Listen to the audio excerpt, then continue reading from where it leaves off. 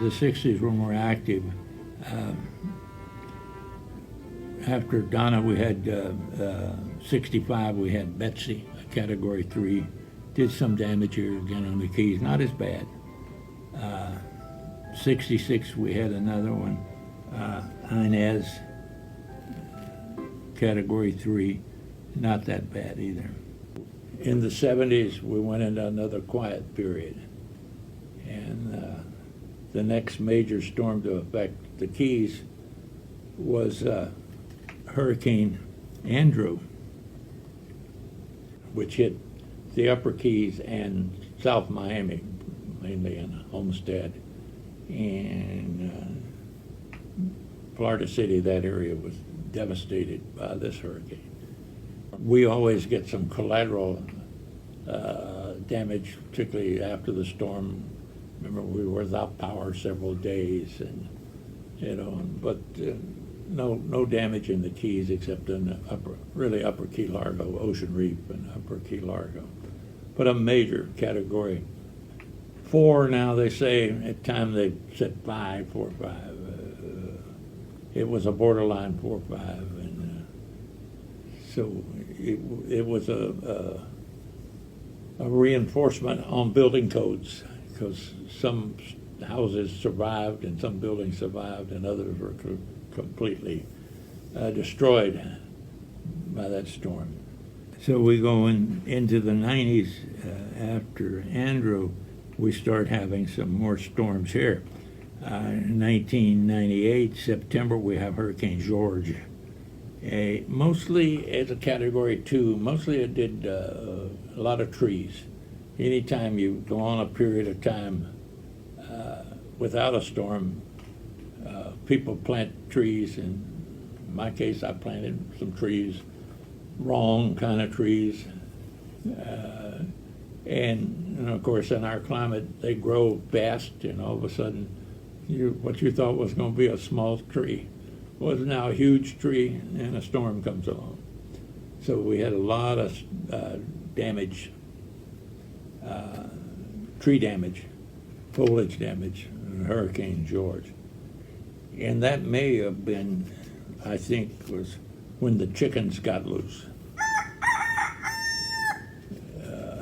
We never seemed to have a problem, but that storm blew away a lot of coverage and a lot of chickens in the backyard, and all of a sudden we had a lot of chickens around Key West after George, so we might pin that down on there. Then October, we had Wilma, Category 2. That's one that was interesting, because talking about Sister Louis Gabriel and her protection of Key West.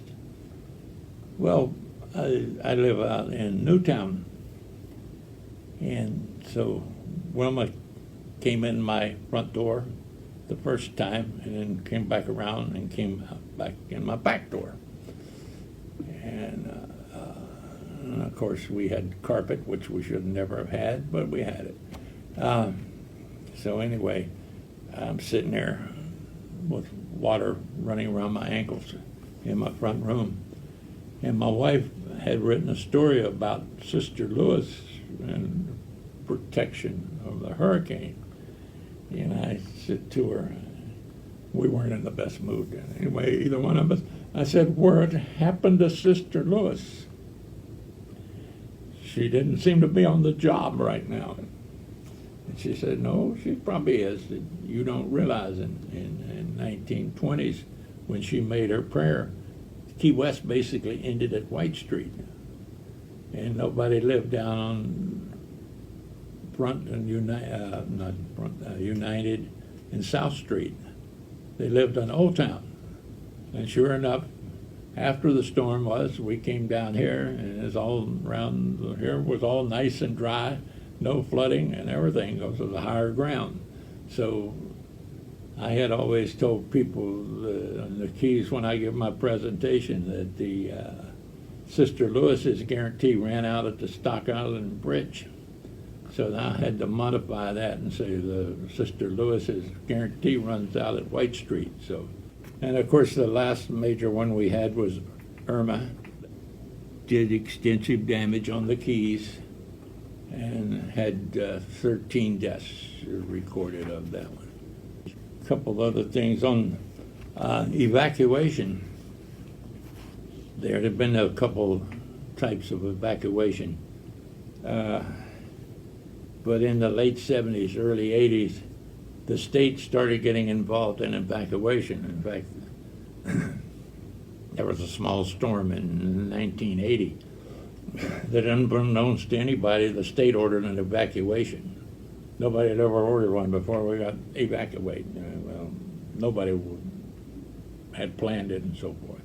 In fact, the plan had always been, particularly when all the Navy here, that people had shelters assigned and there was a place to go, shelters open and so forth in case of a storm. But in 80, they made the decision, and it was debated for long and hard, whether to make all new government buildings a Category 5 resistant building or not.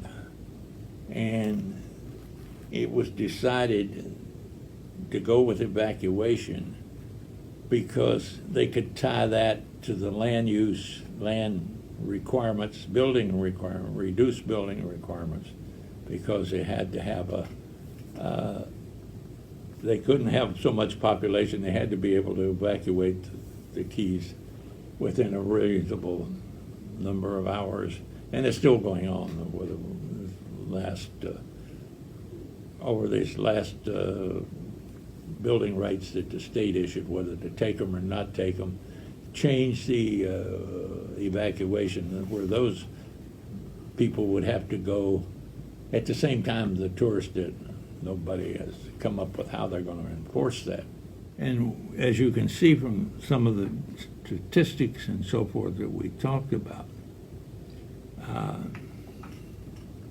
where you are in relation to the storm, the angle of the storm, the tides coming in and so forth, where you could have a major storm and do not have significant damage. The 1919 was a major storm, passed just south of Keys, Sand Key, supposedly the eye of the storm. And we should have been in the worst quadrant. When you look at a hurricane,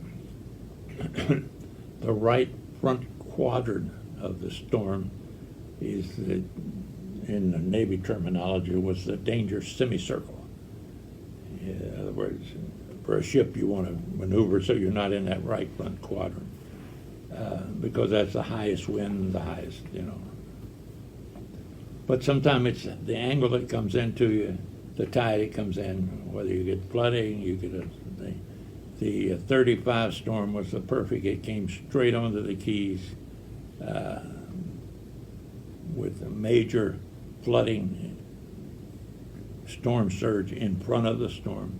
You read the accounts here, the water started rising on the Keys before the storm ever got there.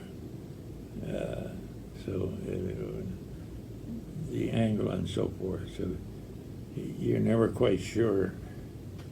One of the things I remember, the old timers, if you want to know where the storm center is, if you look right into the wind on your nose and you hold out your right hand out right to the body, that will point to the center of the storm.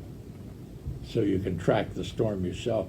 If you're sitting there and you go out every hour and you check the wind in the center of the storm and it doesn't change, that means it's coming right straight toward you. So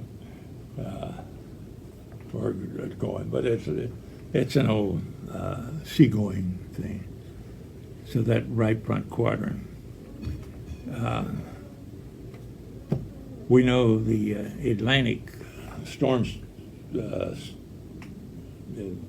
goes from season goes from June through to November. The peak of the Atlantic storm is around the 1st of September, Labor Day. Now this is usually looking at the African storms or the Cape Verde storms, the ones that came off the coast of Africa, travel all the way across the Atlantic and come in. 35 storm was one of those. And then later in the season, we have the October storms. The old timers used to call them Swan Island storms. Swan Island is a little tiny island down in the middle of the Caribbean, and that's where these form up and so forth. And they come from the south, or in a lot of cases southwest toward Key West. This was Wilma. Wilma came up out of the Caribbean, hung around for several days over there on the Central American coast, and then got picked up because of cold front continental weather and brought it across the Caribbean from that side, and coming in from the west-northwest side. And of course it had built enough time, it had built up this surge of water in front of it. And of course coming from that way, there's nowhere for the water to go. When they come from the southeast, headed like toward the Tortugas, the water can go out that way if it's going west. But if it's coming from that way, there's nowhere. And just like the 35 storm, it was coming from the east, so there's nowhere for it to go but over the Keys. So we know that October is the worst time. Hurricanes are survivable if you have a place that will withstand the hurricane winds and avoid the storm surge. Now, Key West, the question I often get is how many people on the island of Key West have died in all the hurricanes. I don't have an exact number, but it's less than 100 have died here because there's high ground. Like the 1846, everybody lived down on the waterfront, but during the storm, they took refuge in the trees up here by the library, on the hill, they call it. Trees, they didn't have a name at that time. So they were survivable because they could get out. But, and of course, in the 35 storm, there was nowhere for those people to go. That was high ground, and they didn't have any buildings. A few people did survive because there was one building at Matacumbi, Hotel Matacumbi. It was a concrete building. People survived in that building. The train that had been sent to rescue the veterans had people on it. It was knocked off the tracks, but the people in the train survived. And the engineers and the people in the cars survived. So it was survivable. Some people survived by hanging on to the water car that was on the siding there.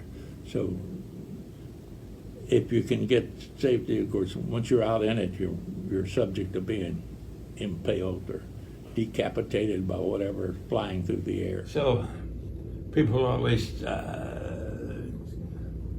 talking about hurricanes and what's the safe time.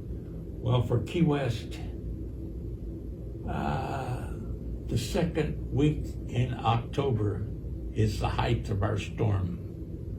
1846, 1909, 1910 all happened in the second week of October.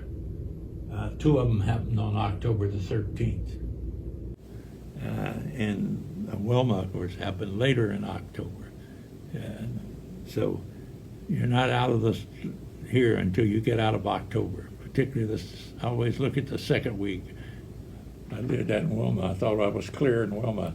And then, oops, we forgot about this one hanging. And it had been hanging around for about a week over in the Caribbean. So, a quick history of hurricanes.